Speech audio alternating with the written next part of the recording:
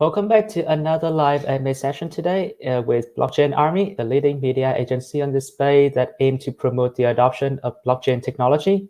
And I'm Henry. I will be the host for today's live AMA session with ESP Coin. And we will meet today this founder, the CEO of the project, Eric. We are broadcasting from Blockchain Army YouTube channel. So if you are new here, don't forget to subscribe, press like, and also turn on the notification because we are coming back with new live AMAs and other interesting videos every single week. In this live AMA, we will have two interesting giveaway, which are pre-live giveaway and in-live giveaway. The first one has been posted on our Barmy tutorial guide where we can pick 5 lucky winners. And the second one is where 5 of your best comments and questions that are dropped during our live will be picked. Remember to put your Telegram username in the comment as well, so we can, give you the information about how to retrieve your prize. Those two will be rewarded 200 USDT in total. So stay tuned for that. And that is enough about me and also for this introduction for this live AMA. And I want to bring back the stage Eric from ESP Coin. Can you hear me? Good morning. Eric? Hi. Yes, I'm Eric Lloyd from the ESP project. I'm the managing director and also the managing director of Digital S&T, which is the overall company that holds the intellectual property for all the different platforms that we're involved with ESP. Primarily, we're focused in on education, digital payments, and renewable energy projects that utilize our ERC-based token. Wow. Okay. Thank you for your introduction. So let's move to your project. Let's move the focus to your project. So the name is ESP Coin. So can you give me the reason why you get the idea for this name? Sure. Actually, it just really was an amalgamation of the different business cases that we were looking at. E for education, S for solar, which is the renewable energy side, and P for digital payments. So putting that together, just ESP sounds good, and ESP kind of lends itself into the the intelligence side of things, which is great for our educational audience. And that's probably our biggest and largest use case where we have a couple of different platforms. One called Talk to Expert, which is a content delivery platform, and our School Connect platform, which is a student information management system. Wow. So that is a lot. So how long have you been, developing this project? On the educational side, we've been working on that for a couple of years now. And one of the requirements is we needed a way to be able to incorporate people in developing nations that want to take part in online services, but remain unbanked. There's over 1.7 billion people unbanked in the developing world. And bringing out an educational platform that we want all students to be able to use, we needed some way for them to interact with the system and take advantage of online services. And this is where the token really comes into its own, where though these people remain unbanked, almost all of them have a smartphone today. So anybody with a smartphone has the ability to add a digital wallet and then make the token available and then partake in all these different online applications. So it was a really big driver for us to create the coin in the first place. Wow, that is very interesting. I heard that you mentioned, like your coins has the utility use in the educational field, but I can, it's at the moment you can see that educational field and the crypto and the coins industry, there is no, like link. There is not related to each other. So can you explain further why you choose to develop your coins in the educational aspect? Sure. Again, it's a utility token. So first and foremost, it's a form of payment. And again, addressing the 1.7 billion that remain unbanked, it allows them to partake in the application. Moving forward, there's lots of different benefits for having a token. For instance, for our student information management system, which is really a single application for parents, teachers, and students to work together.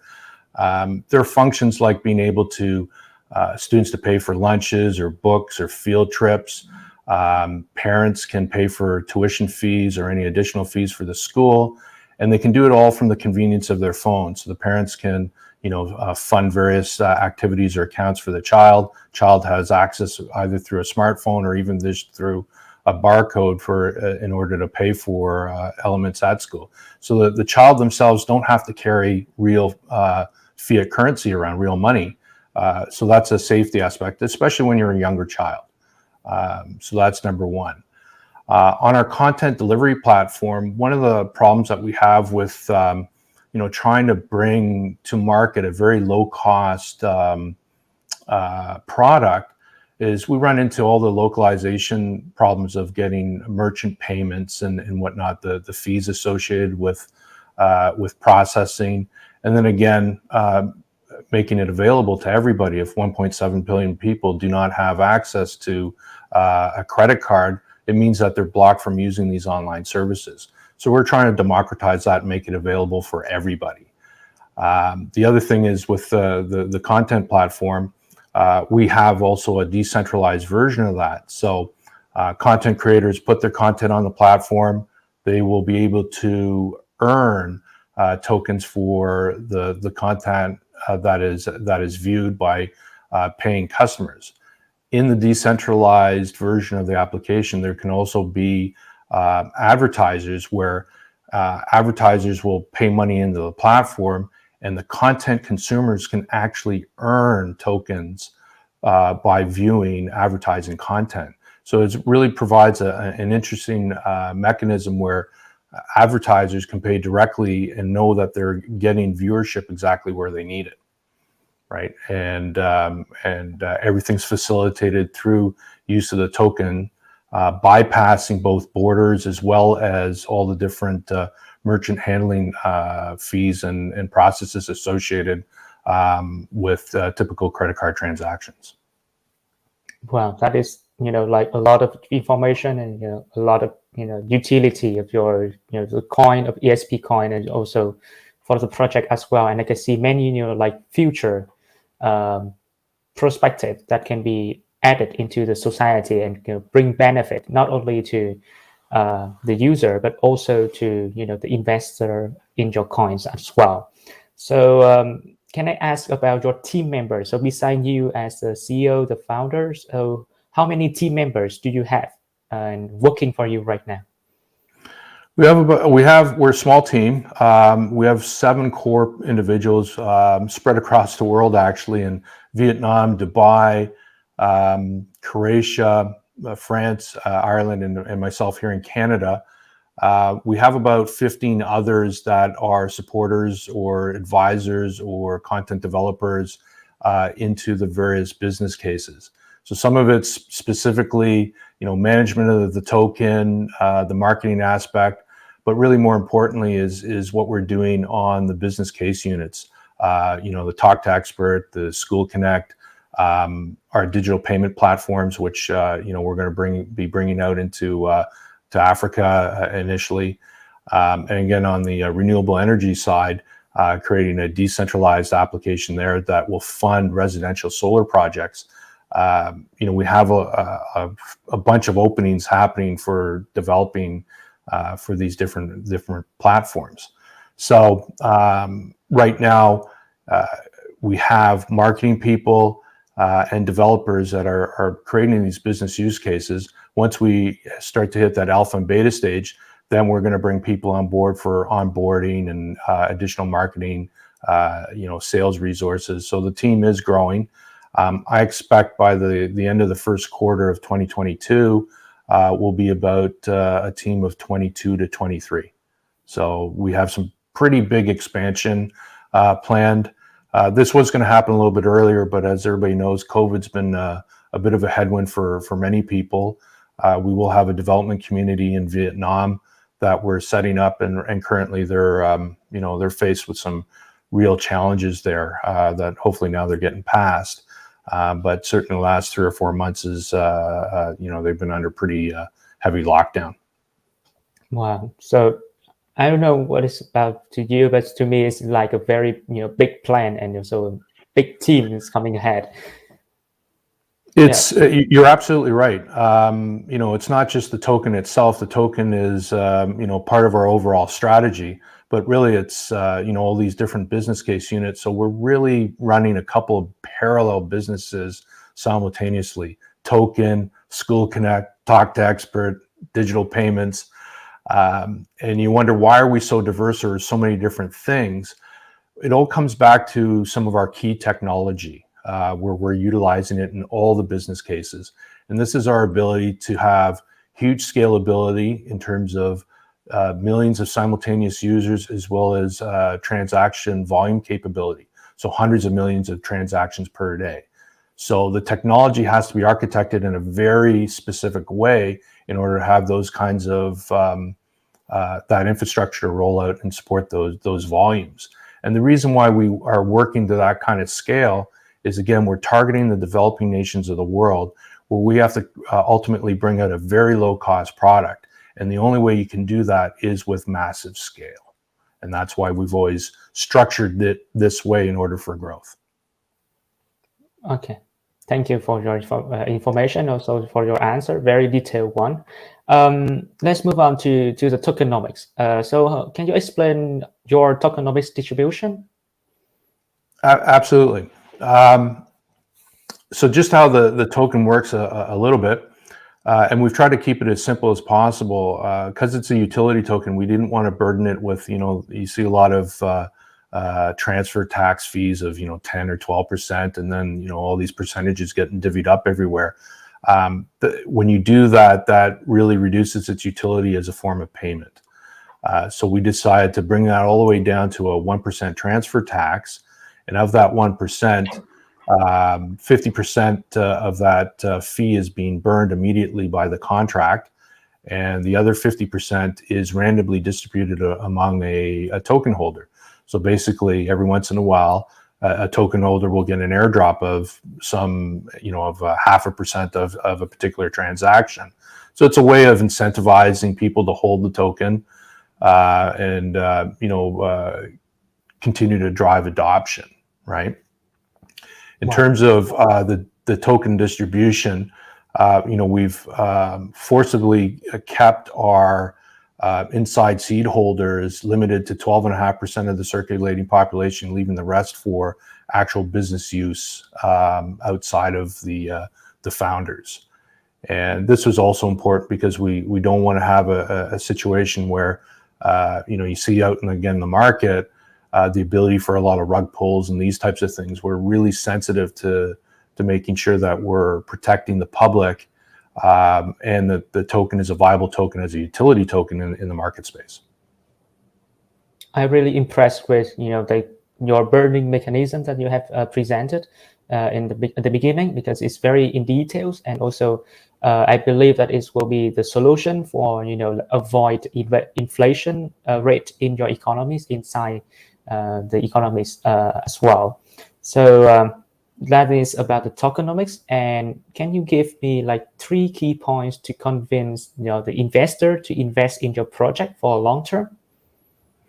Sure. I think the primary difference that we see us against many these other tokens is that we're backed by real businesses, something that is going to drive profit back into the token base through buyback and burn programs, and it's supporting the token long term.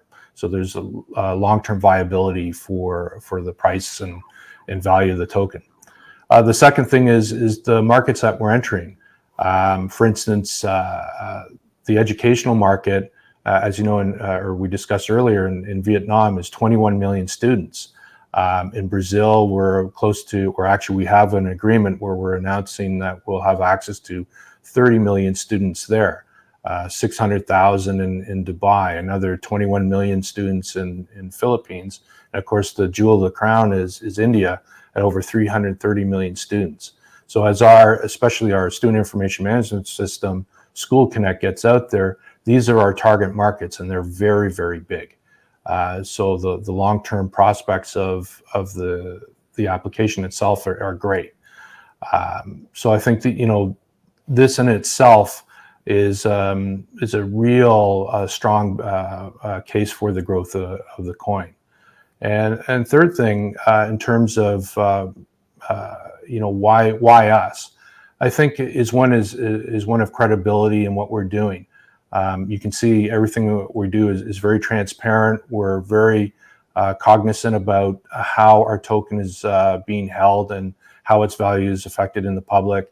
Our tokenomics are really focused on value for the holder, and that they're not penalized for using the token. As well as you'll see all our communication, we're very open. My name's published, our team members' names are published on the website, our LinkedIn is there, so you see real people behind the project. And you see us on these live AMAs, YouTube videos, interviews with others. So we have a very public, front-facing, I don't want to call it marketing, but face to the company that everybody sees. And I see that as being a real difference, with our YouTube channel and whatnot, with a lot of the other projects. So I think this gives a lot of credibility and confidence to the investor base that there's a real team behind what we're doing. We have a real strategy on how we're going after each and every one of these business case units, and it's all supportive for an overall goal of enhancing value for the token. Wow, I don't know for how about the others audience that are listening to your answer, but to me it's really convincing to me. Really pleased to hear the information that has come from right from the CEO of the project, and also with many real people standing behind the project. So I think that is very a big chance for the development in the future. So there are that there are a lot of scam projects out there. So how does the security system work to guarantee your user wallet and also the trust in your project? That's security. It has to be built into all aspects of the company, not just the platforms we're creating, but even how we conduct ourselves. Currently, we protect the held tokens in our treasury in an offline wallet that's secured, that's only accessible by a single computer from a single IP by only 2 people, and they're on opposite ends of the earth. So if one person gets hit by a bus, unfortunately, it's again safe for it's still available, so the public is not impacted by somebody going away. But the fact is that we have virtually singular access to the tokens, means that they're secure. All right. When we talk about the different digital platforms that we're bringing online, of course, they're going to have integrated wallets in those applications, which means that we'll have private keys for each one of those wallets. And so there's a lot of technical means that you have to put in place from a cybersecurity perspective in order to keep that secure. So again, keys are encrypted, held separately from the actual application that is online. Where and how we do the signing, I'm not going to get into the mechanics of that, because that gives away one of the security layers. But security is done in layers. It's just not one single thing, not one silver bullet that addresses that. You have to have, password security and 2FA, and then what you do on the application side with obfuscating your code, and then salting and encrypting your critical data, and all these different types of things. We have to build that all into every layer of the system. We'll have open APIs, we have closed APIs, we have secure networks internally, and this is in the cloud. So how do you do that? Well, we use that with providers providing certain VPNs that are internal to the system. So that's all great technology speak, and most people won't understand all the different technical nuances that are there. But again, we take a very stepwise and layered approach to security, because the last thing we need is to have some type of breach that will impact the trust of the community. And we are so dependent on the community for really the success of the overall, any of the ecosystems. I totally agree with you with that point because like to every other project, not only in for ESP, but also many blockchain project is the success of the project is depend on how the react of the community toward the action or toward the event that you have set. So let's move on to talking about the community. So how is your community growing, and where does the community appear on Telegram, on Twitter, on Facebook? We're on all the social media channels. So you've listed them: Twitter, Facebook, Telegram. We've got Reddit, Medium. We use Medium mostly for a lot of our announcements or whatnot, then that get reflected everywhere else. Day-to-day discussions happen on Telegram. I myself spend quite a bit of time trying to interact with the community. I think it's really important that we answer the questions that are asked, and we try to do that as much as possible.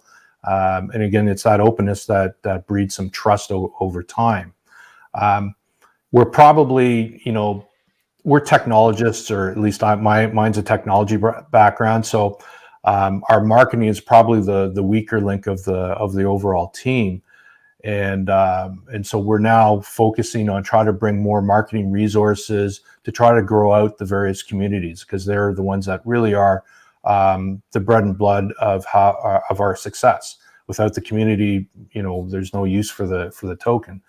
So growth of that community is really high on our list. We're really focused on more engagement, bringing, growing the community in terms of population, but also in terms of quality, the content that we're putting out there, the video that we're putting on YouTube.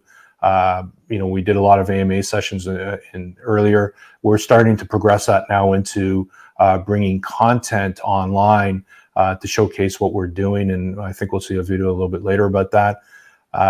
There's a number of things that we're doing.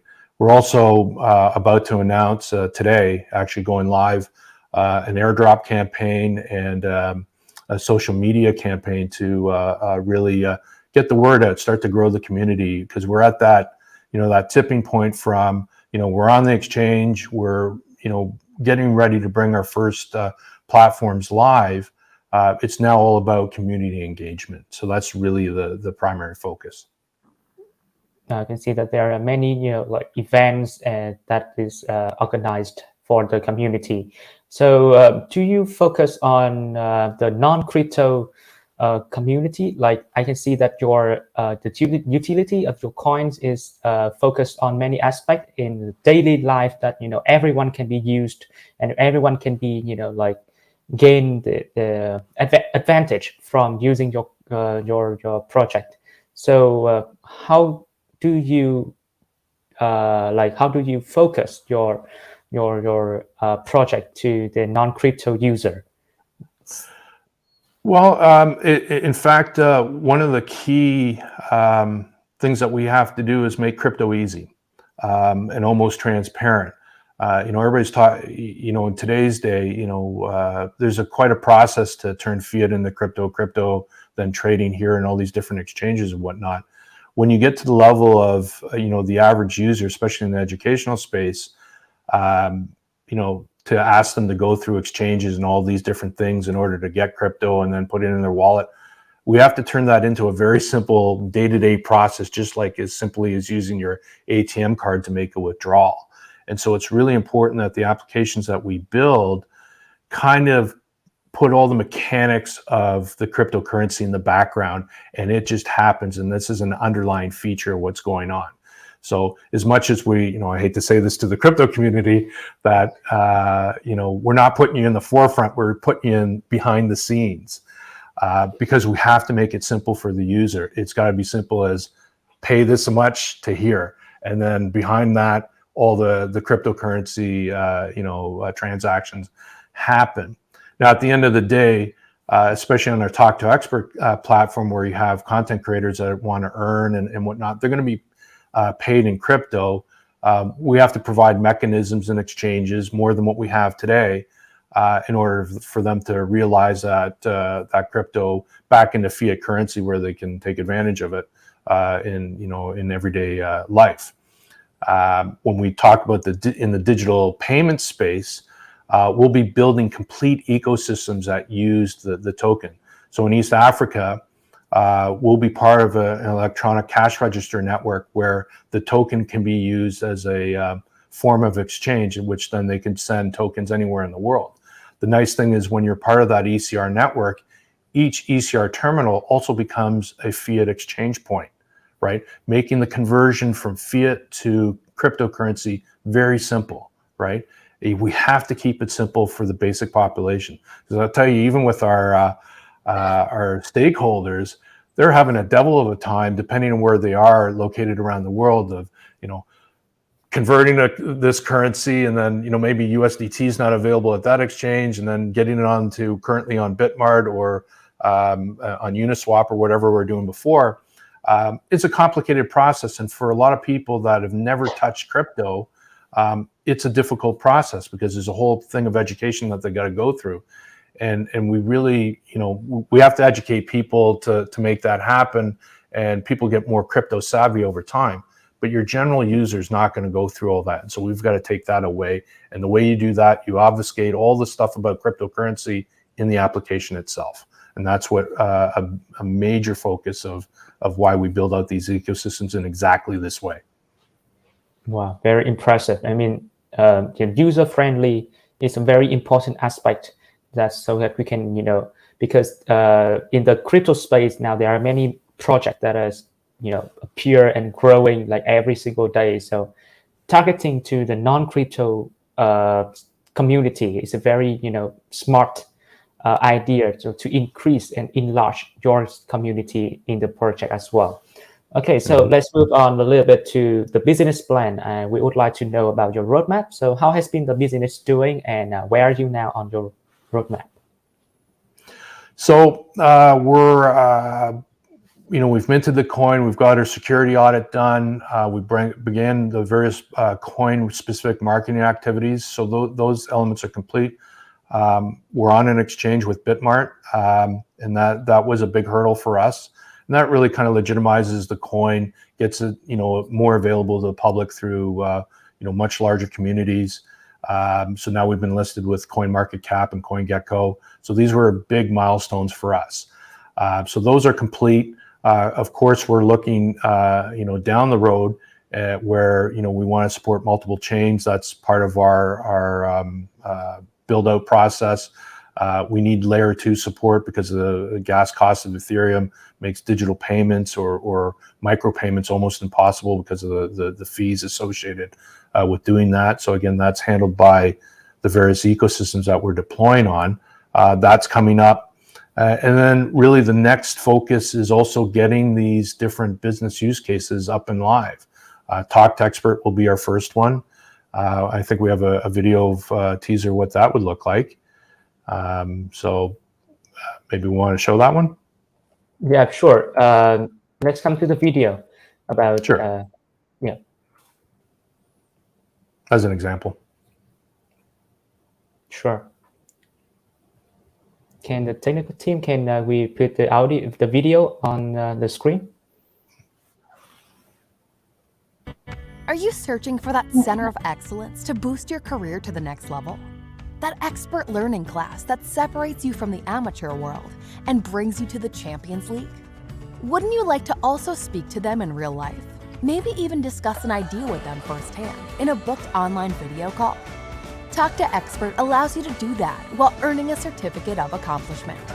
Talk to Expert is a platform offering curated expert videos about business, leadership, personal branding, technology, arts, and do-it-yourself to anyone out there with an internet connection that is hungry to learn and connect with experts worldwide. Talk to Expert is also for content creators, where creators can earn up to 80% of the revenue generated by their content. Talk to Expert fits all budgets, giving the chance for all users to have access to gold standard material. Do you want your dreams to become a reality? Don't waste any more time. Sign up to the waiting list, or if you're a content creator, sign up here and get ready to earn. Talk to Expert. Knowledge for the world. Powered by ESP.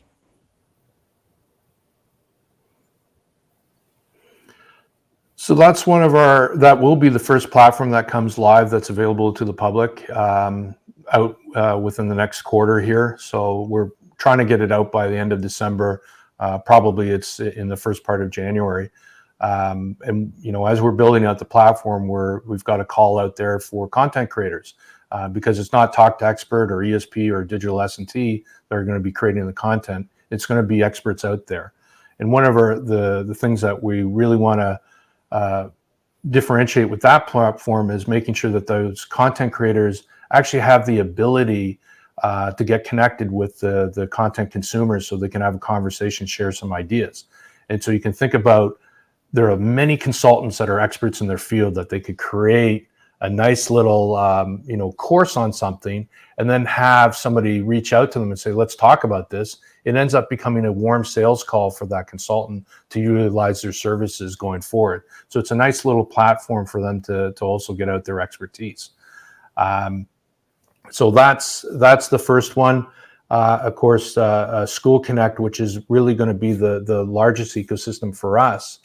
We're about 16 to 18 weeks away from getting that out as a first alpha product. We have a big announcement of access of 30 million students in Brazil, where we want to get that deployed in 2022. So these are very, very big opportunities that are our focus to get closed on now.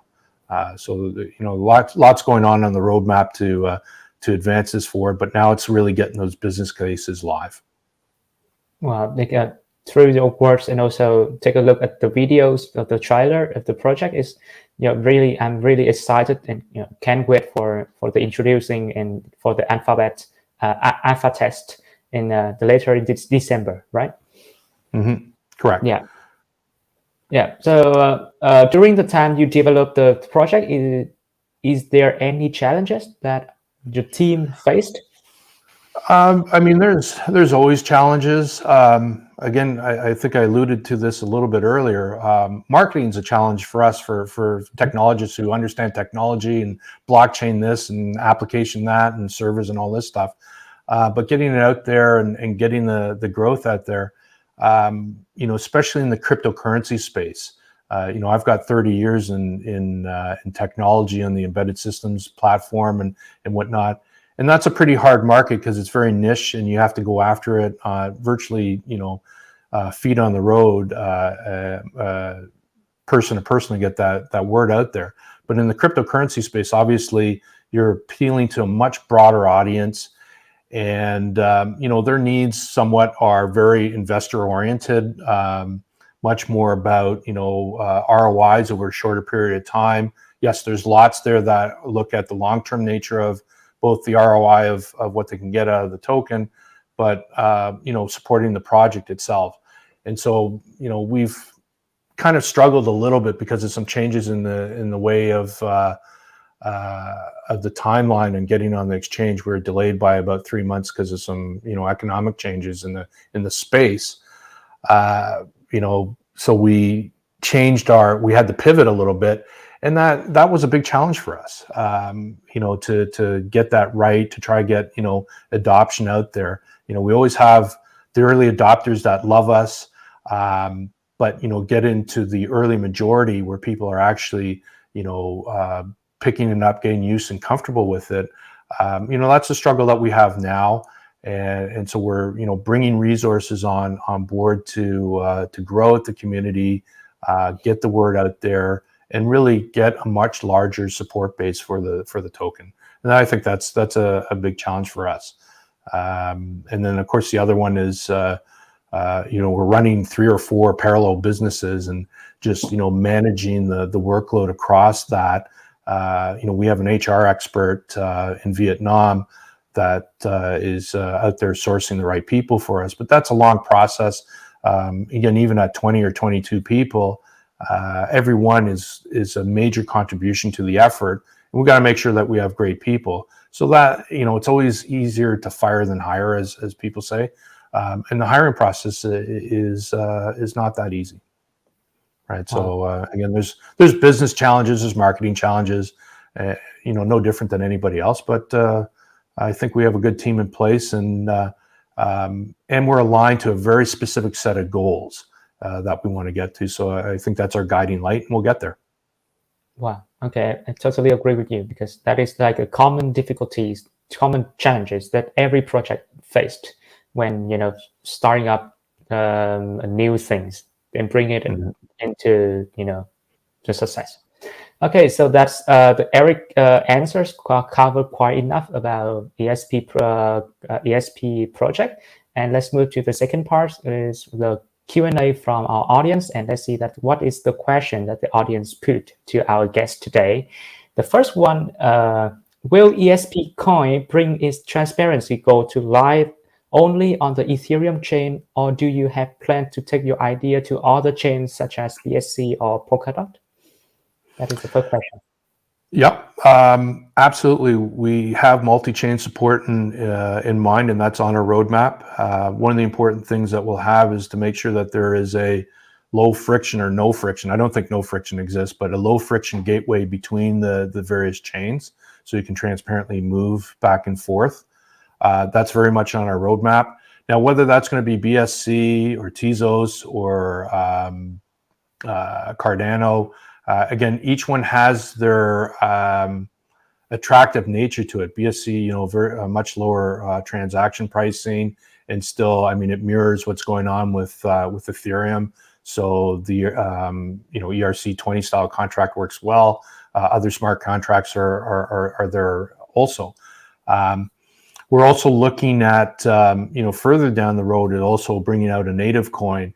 And the reason for that is that we need to have a governance system for the decentralized apps that exist on chain.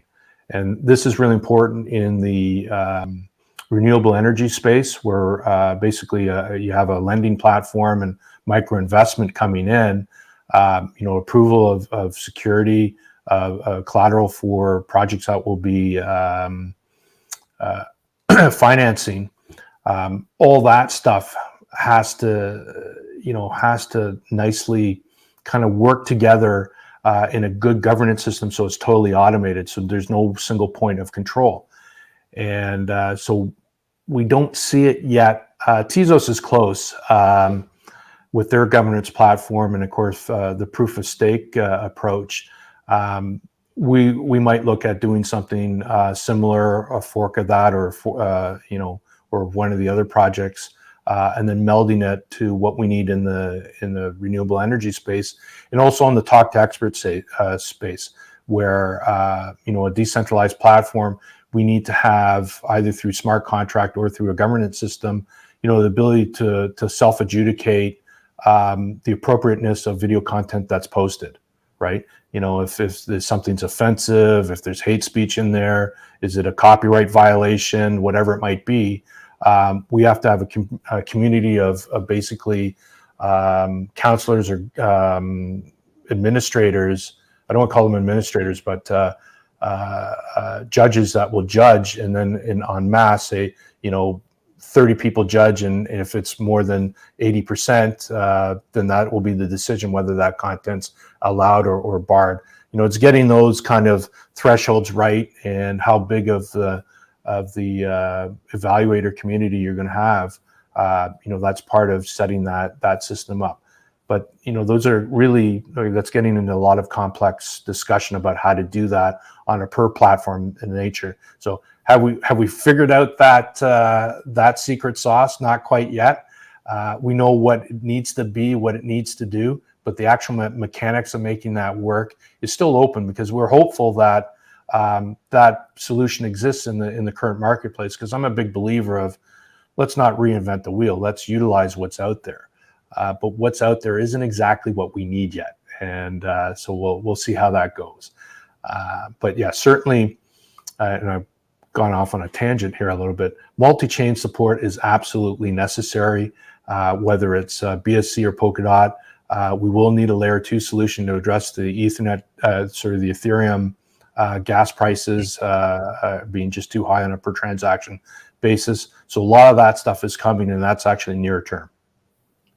Okay, Thank you for your answer for the first question. Let's move on to the second question, and it is about the educational content that you have spoken about. So what is the difference between an open and closed system as is related to educational content delivery on ESP?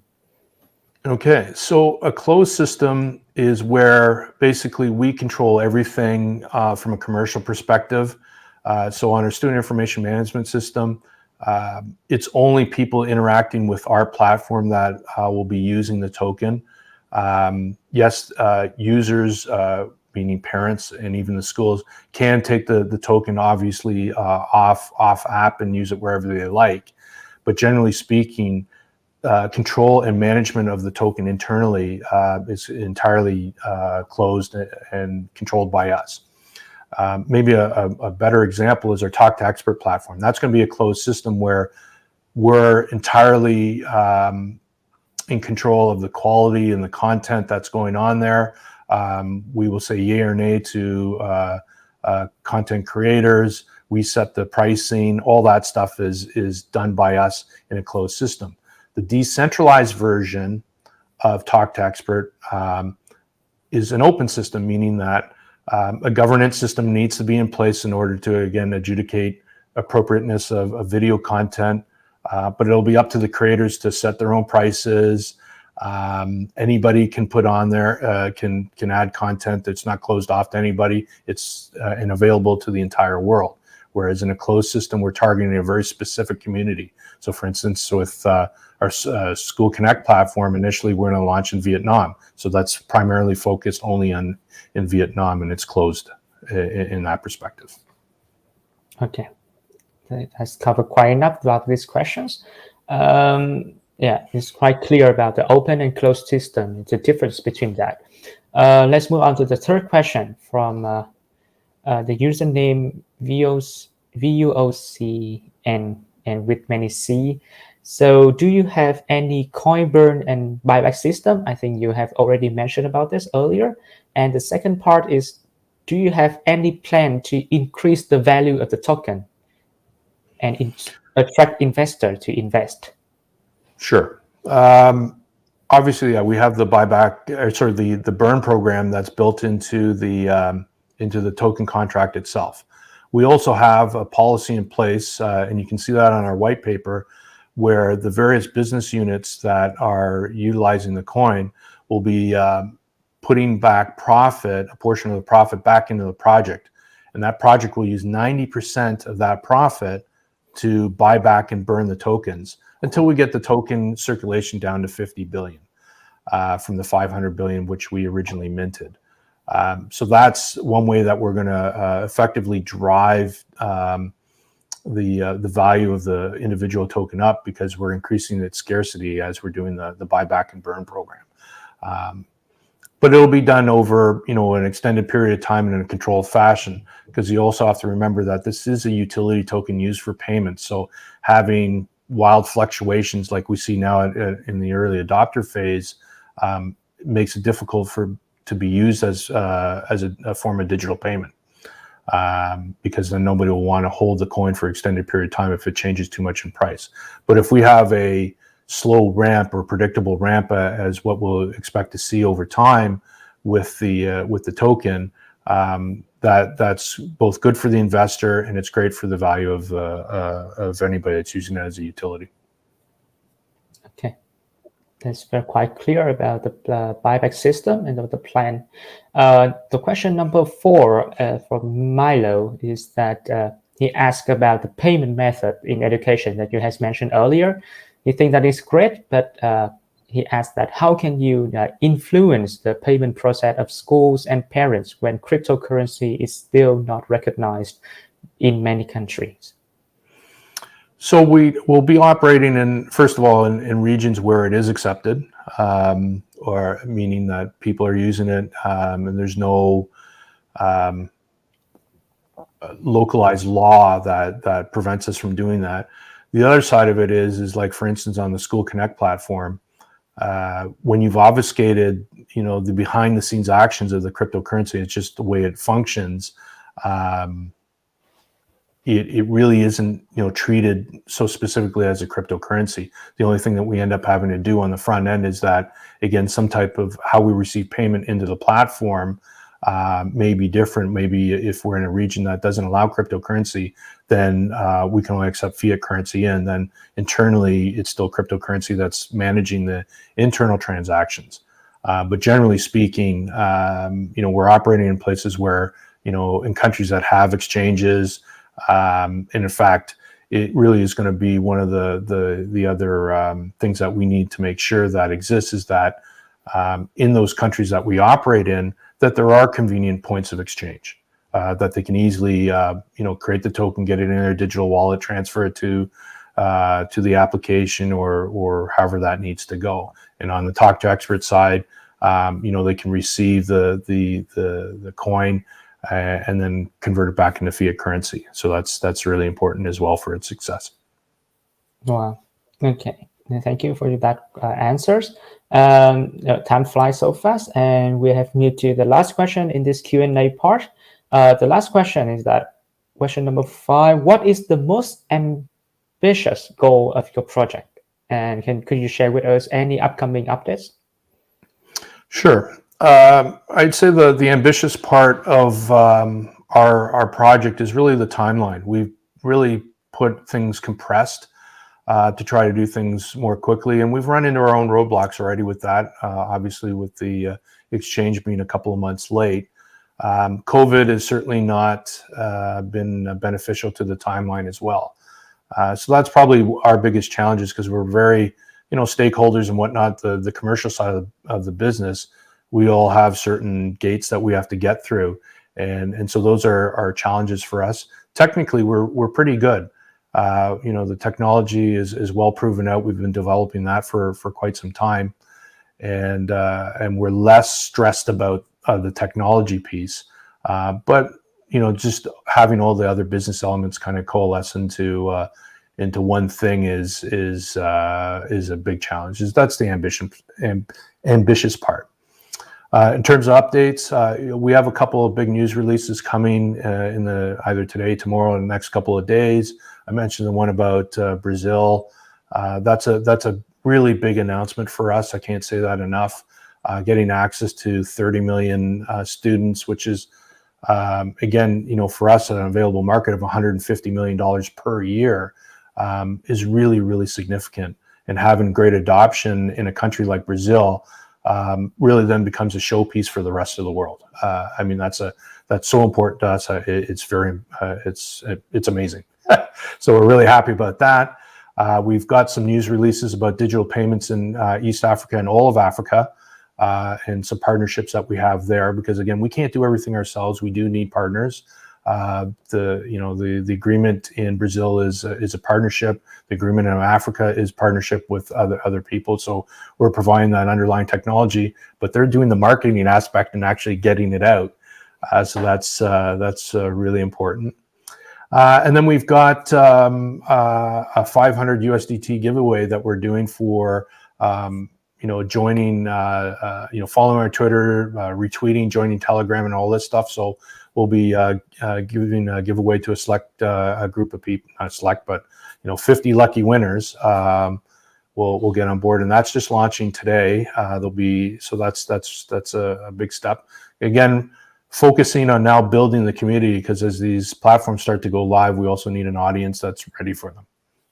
Wow! So I can hear that there are many airdrop events and many giveaways events that you are organizing right now to attract the communities, and you host the news. So don't hesitate to follow ESP Project on Twitter, Telegram, Medium, social media, many social media on the net, right? Mm-hmm. Absolutely. Yeah. Okay. So that is all the 5 questions from the Q&A part and from our audience today. And right now we are moving to the pre-live giveaway winners announcement. So come back to our lucky wheel and see that who are the 5 lucky winners.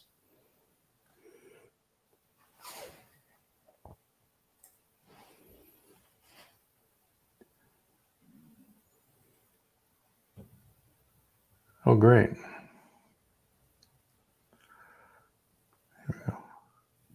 Wow, so that is the 5 lucky winners today, and congratulations to whose username are shown on the screen. Later on, we will post on our BSC Army Twitter account the full description of how to claim your reward. So please look to that. And it's been a great AMA session with Eric from ESP, and we have covered quite enough about the project and also a deeper understanding and the insight of ESP Coin project. So Eric, do you have any last word to say to our audience? Yes, thanks again for attending, and we appreciate everybody's support. Do go to espcoin.io. All the links to all the social media is there. We've got events starting actually today where you can take advantage of. We've got some airdrops happening, so it's exciting times. We're really at the bottom of the ramp, and we're on our way. So everybody's welcome. Come on board, subscribe to the different channels, and we'd love to see you out there. And thank you very much, Henry, and Blockchain Army. Really appreciate the opportunity to speak today. Well, you heard the call. Okay, so thank you for your time, Eric, for today. And it was a huge pleasure to getting to know and talk with you today. So guys, join our Telegram group, Army, and to receive update news every day about highlighted project, crypto news, and moreover, ideal information and many giveaways. And thank you all for staying with us today until the end of this live MA. And I'm Henry, and we'll see you in the next live MA and video on Blockchain Army. Goodbye.